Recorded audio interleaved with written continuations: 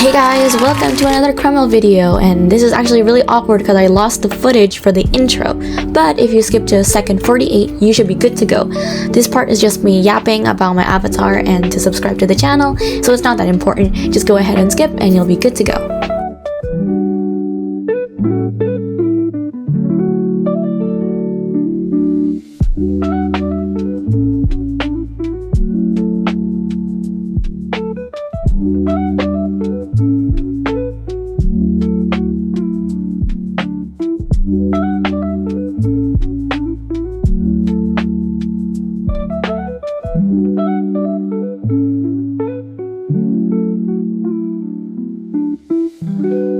My Saori Sato Usi, this is just like a temporary version because I haven't finished like decorating her. Enough about that though, I want to talk to you guys about what we left off on the last video. On the last video, we were talking about the theories and how Akane died, who is the suspects, and the history of the school. But let's take these step by step.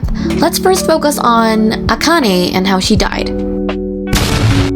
Okay, let's cue the sad music, shall we? Now let's mourn the death of a very interestingly complex character, Akane Maki. In my opinion, Akane Maki is one of the most complex but interesting characters ever. She was severely bullied and became the monster herself, thinking that what she was doing was right, but girly, all she did was sort of like make it worse, make people scared of her. But enough about that, let's backtrack on her death. Basically, after the trust test, you are freed by Midori Lin. You head downstairs and you see a trail of blood, you see a bloody knife in the bathroom, and you also see a broom. This is pretty interesting, right? Oh god. What's the next thing? A dead body? Wow, jackpot! You're right! It is a dead body, and to be precise, it's Akane's dead body. After witnessing that traumatizing sight, the second traumatizing sight of the day, you go ahead and tell Saejin about what you saw, and yeah, she checks it and she's like, holy crap, who is this? So that's basically her death. After that whole charade, I guess, the next day you go to school and you open your locker and you see a note. It's basically just a note of Akane feeling bad for what she did and being a terrible person and stuff, and also telling Saori that she loves her or whatever, that Saori is her angel. Also, if you did the extra dialogue, which is basically just asking Akane where she got the swimsuit from, you can actually get her swimsuit after she dies. Woohoo! It's an extra thing and only if you want the swimsuit, I guess, but I didn't really want the swimsuit, so I didn't pick the extra dialogue option, but if you want to, you can. Now that raises the suspicion. Akane's body was beheaded, and if you watch my other video, her head appears in your crib. By the way, that's not a slang, literally it's in your crib. Saori has a crib in her house. There is absolutely no way Akane could go like, I'm gonna chop my head off and then put my head in your crib and leave and die. There was definitely someone or a group of people who in fact killed her or fought her until she died and put her head in our crib. Now, that's time for our theories. Because, well, it's not confirmed who killed her, but I have a theory that is inspired by other people's theories of who might have killed her. Time to move on to our next session! The theories. Who killed Akane? Who are these people and why are there so many characters that actually don't have any relevance in the story? Welcome to the theory session. Let's break the ice today by subtly introducing you to our photography club members. You know, the ones I've been hinting are the murderers of Akane the entire opening of the video. The girl on screen is Fukumi. I'll show a picture of her too, but there's also other members, aka Kimi and also Aiko, with Kaori being the leader and Ayaka being the vice leader of the photography club. There's also this weird rule in the photography club that you must follow the leader with everything. I'll try finding that photo if I can. After Akane's death, we also ask around about her involvement with the photography club. But enough about photography this, photography that. Let's show you some actual gameplay and what I've been talking about this whole time, and try to prove to you guys what I mean about this theory. Hey guys, so I'm actually playing the game now, and okay, so this is actually the iOS map. So if you play on like Apple devices, you're probably gonna spawn in this map. Now don't worry, this isn't actually the actual map. This is a fake map because of App Store violations, because Apple actually has rules. Now I'm gonna actually show you guys how to get to the actual map, but before that, let me just fix the freaking music. Where's the music, bro? We need the iconic Saori Sato music to play. Okay. Okay, here it is. Here is the music we love. Okay, so what you're gonna do is you're gonna go onto the second floor, and you're actually going to wait, where is it? Okay, it's on this side, and you're going to go to this second door, if I'm not wrong. This one, right? I think so, yeah. And I think there's gonna be this door over here. So what you're gonna do is you're gonna open this, and you're gonna see two whips. I know that's weird, but you don't actually have to pick it up. But yeah, you could see this teleporter here, and you're gonna oh shoot. Okay, so now that I finally made it into the photography room, let's investigate all the little gadgets and gizmos all around the photography room as clues and for some extra intel. Now, I think other than the photography club, Akane was in the swimming club. Now, one of the main reasons I believe that Akane is probably killed by them, by the photography club, you know, because, you know, she was a member and then she became like this really power hungry, not even power hungry, like strict supervisor. And I think maybe they were like, girl, what the heck? And like some anger got to them, and like after she came back for whatever reason, they were like, this is the perfect time to kill her, or like make her pay for leaving us or whatever. Also, it is heavily implied that this club like literally only has like 4 chairs, and they're like, oh my god, I think someone must have been like standing and noting down stuff. Why is there only 4 things, 4 bags, 4 chairs, 4 seats? Now, it is also implied they either abused her or sexually abused her with this broom, and that's actually really disgusting. But I've already had enough of this theory, so we're gonna move on to our second theme right after this, which is gonna be in later in this video, about the forgotten house in the Siama Hills forest. Now, the Siama Hills forest is actually not at the school world area. You actually have to teleport there, but don't worry, there's a part in this video all about that, because this video is not just about this theory, it's about multiple theories. Now, there's also this photo that looks like it was taken in Europe, and guess who took the photo? Akane Maki, because she used to be in the photography club. Hey guys, sorry if I sound so tired in the last clip. I recorded that at 3 a.m. and now it's morning, so I sound way more energized. Anyway, I wanted to talk about the weird AF bathroom themes in this game. If you watched my first video and you watched Ravioli Oli's video and any other Saori Sato content creator's video, you probably know that the developer is a total weirdo. Bathroom themes and period themes and disciplinary and not sigh themes everywhere. It's actually so uncomfortable. You can literally tell that he has a thing for it. In my opinion, Saori Sato is an amazing game with an amazing story, and it's such a waste that he has such weird obsessions that he puts and inserts in the game. Like, you are literally not gonna tell me one of Midori's traits is that she likes to go to the bathroom in the middle of class. Like, what? What do you mean that's her trait? Then again, please don't let this stop you from playing the game. Literally, the game is so fun and the lore is amazing. Like, you should definitely play it. Everybody should have a chance to play Saori Sato and like feel that eerie but like cool and like somehow actually addictive feeling to playing it. Sure, maybe I'm yapping again as I usually do in all my videos because this is a game I played when I was a kid, but like, look at these characters. They all have like really attractive colors. They're all bright, they're neon, they catch your attention.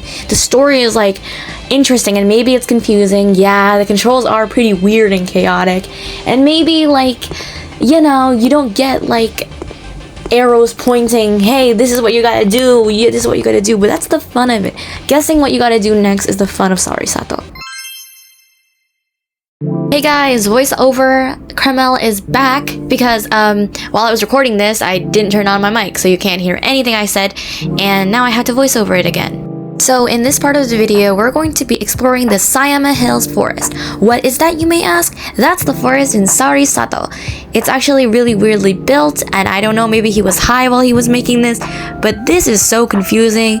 Like, okay, there's this mission where you have to go to the blood forest for Fukumi and another character, and the thing is, there is no direction to the blood forest. And it's only called the blood forest, but I don't think it's a blood forest. It might just be like a Japanese forest that's rendered really badly. You'll see what I mean later.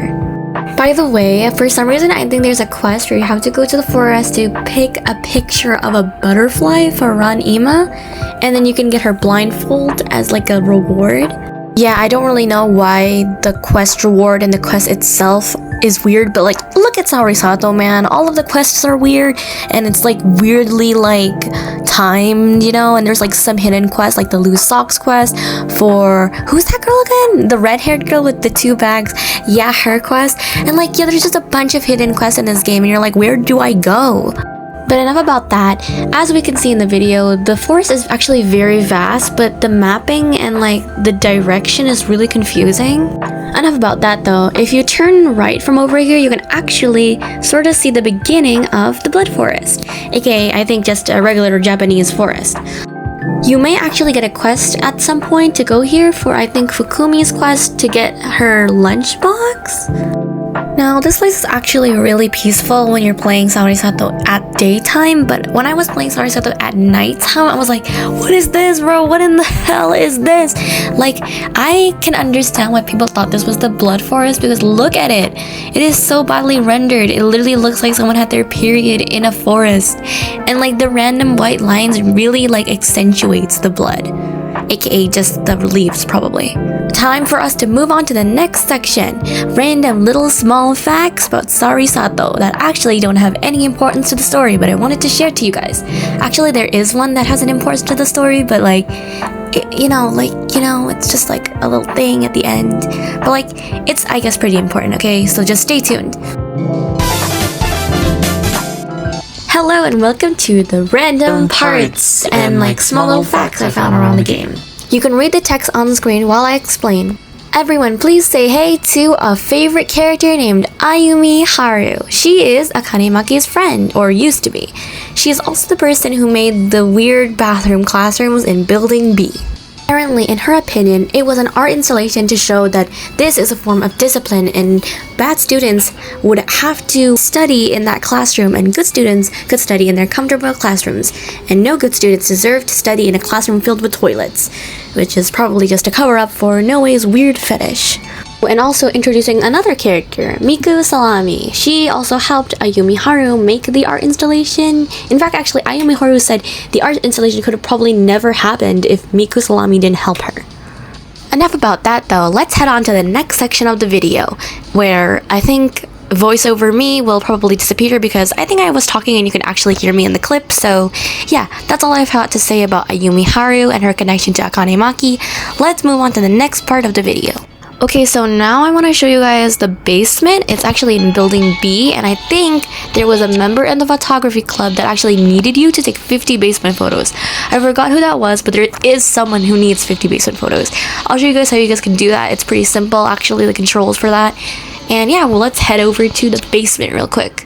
The basement is in the first floor on the corridor, and it's gonna be the door with the literal freaking red aura. Like, why is it so freaking scary?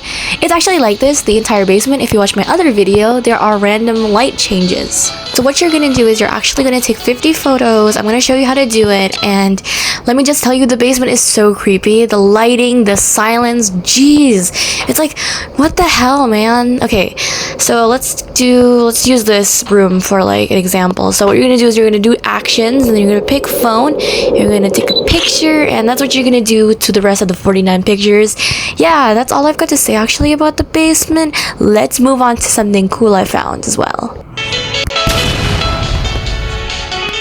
Now I'm gonna show you guys how you guys can get an extra feature called the Blue Scouter Vision, which I actually don't know what it does because I've never tried it, but I know how to get it. So what you're gonna do is you're gonna go to Building B and go to the computer room. I think it's near the photography room. I actually don't know, I don't remember, but it is in Building B. Now you're going to talk to Yaiko Maeda, aka this girl in front of me with a gas mask, a red hat, and neon twin tails. Apparently the blue scouter vision is supposed to give you more info when you activate it, but I forgot. I think last time I tried it, it didn't do anything. Wait, let me check. Maybe he removed it from the game because it was creepy. Because if I remember correctly, there was this like feature where you could see their period cycle. Of course, if it's no way, there's gotta be periods in toilets. So I was dumb and I forgot to put my scouter on, so let's go and equip our scouter and test out this blue scouter vision. Also, I will continue to say blue as blue because it's more fun that way. Where even is the... Okay, I found it. Anyway, I don't like this scouter pink, so we're gonna change that to white. Okay, white. Okay, there you go. Yeah, let's go. Okay, let's test this out, and I think it's gonna fail. See, like their names don't pop up. I think it's a glitch, maybe. Okay, wait, let me try again. Okay, so now that I'm trying it again, okay, so their names do pop up. I think it was just arrowed earlier. Okay, I read a little bit, and maybe I have to do the scouter extension because I haven't done that, so I think I can only see their names, maybe. I don't know how it works because I don't really use scouters when I play Saori Sato. So yeah, if you like scouters or you like little utility traits in the game, you can definitely do this quest, but I do recommend doing the scouter extension first, or maybe like resetting your avatar so it doesn't error. But for now, that's all I've got to say about Saori Sato, the little parts, and my theories about Akane Maki's death and who was involved in it. But that's not it. Alright, Kremel, future Kremel, please take it away for the next part of this video, social experiments, and...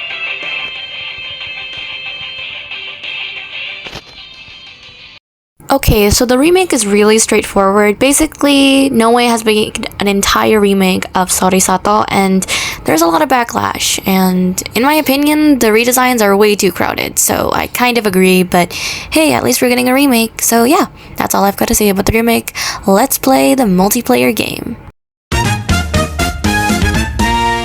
Hey guys, so voiceover Kreml is back because again, I forgot to turn my microphone on. So yeah, I think this schoolgirl multiplayer JP was actually fairly normal. The other game though wasn't as normal as this one. To recap this entire chaotic co-op I had with these people, basically I spawned in and they were all in building B, so I was like, okay, I'll go to building B and meet up with these people. Rushed over, I was like, okay, I'm gonna meet them, let's have this role play or something. Then I saw this girl already in the basement room and I was like, oh, okay, she's here, maybe I should wait for the others or something. I jumped to get her attention and I was like, hey, her avatar is so cool. And then suddenly this other girl spawns in front of the door. I'm like, whoa, when did everyone get over here? Everyone sort of like circled around the door, I guess, in this part. I don't really know what everyone was doing, but like, I think they were waiting for someone to either enter or something, so I did what any rational person would. I led them all to the basement. And of course, since I can't stand still for the life of me, I was like, I'm bored, I'm just gonna go over here. And then I led myself to a pretty eerie place. And then that girl said, I don't know, it's pretty eerie here. And then I creeped myself out and went back to them because I got too scared. And I left because I was like, this is boring, and I just creeped myself out, and it was like 4 a.m. when I recorded this. I'm gonna go back to sleep. Oh, and before I move on, to enter the multiplayer server for the JP version, just click Lobby Multiplayer on the screen. Now, here's something I already know about this game. There are a lot of weird servers that people make in order to e-date or have online, you know, weird activities. Sorta like Saori Sato's own Meep City. If you're a Roblox player, you'll probably get that reference, but basically just inappropriate stuff in servers. And actually, in this video, you're gonna immediately see that, even though I did not do anything yet. Hey, watch this. I'm just walking around, I'm normal, I'm looking at the people, I'm like, okay, I just joined this server. Wow, what a cool server. And then I look at the chat, look at what these people are gonna be chatting. At first I was just like, oh, that's kind of weird, but like whatever, you know. And then this girlie started like getting all close to me and I was like, trying to like walk away because I was like, I'm not a lesbian, you know. And I was like, oh my god, this girl is chasing me, like, come here. Like, girl, I don't want to come here. I want to be in my own space. And then I stood there and I was about to chat something, but little did I know she would chase me. She chased me. She wants to eat me. She wants to eat me. And then SM said, I'll kiss girl toe. And I was like, oh, what does that even mean? And then I got arrested. And then she carried me. And then I got blind. I'm going to be blind. Look at me. I'm blind now. I'm blind and I couldn't speak. I couldn't breathe. Oh my god. Then when I watch it back, I'm like, what is even going on in this server? There are dancing stars. There's a treadmill. I don't even know what was happening in my own server. And that's when I was like, I don't even know. I just joined and stuff already happened. I got stolen by this guy and Cool Kid was like, where's my meal? And I'm like, I don't even know where I am. Do I exist in this map anymore? But that's all I had today for my social experiments in online multiplayer games. Alright, I'll hand this over to you, voiceover Kremel. Boom. I think you expected voiceover Kremel. Well, you got actual Kremel and a Kagura, what's the name of the anime? Kagura Love Sama cosplay. Because I couldn't find my other seifuku for this joke part of the video. I was trying to go for like this, oh, she's a schoolgirl, you know, type of vibe. But it just looks like I came from a funeral and I work at a bank or something because I look like a waiter.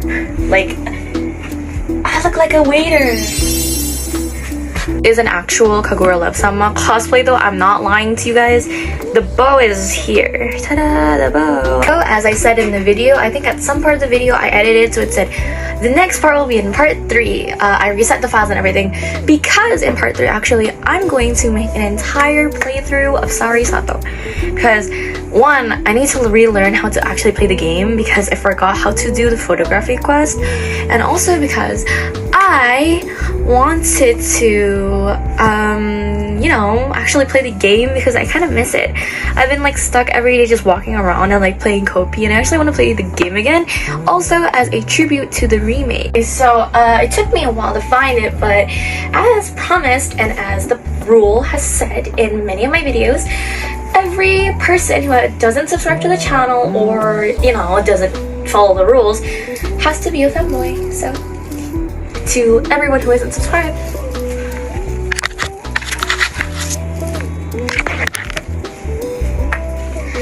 this is your punishment. Also, to my loyal subscribers, here's a little gift for you guys. There's actually 2 gifts today because I have 2 gifts. The first gift, the second gift for you guys. This is burnt French bread because I put it in the oven for too long, but it should still be good to dip, you guys. It should still be very nice to dip into your soup. I think so, at least, if you like burnt bread. Thank you so much for watching the video. Bye bye. Thank you so much for watching. See you guys next time, aka on part 3. I'm gonna change out of this because this is so uncomfortable.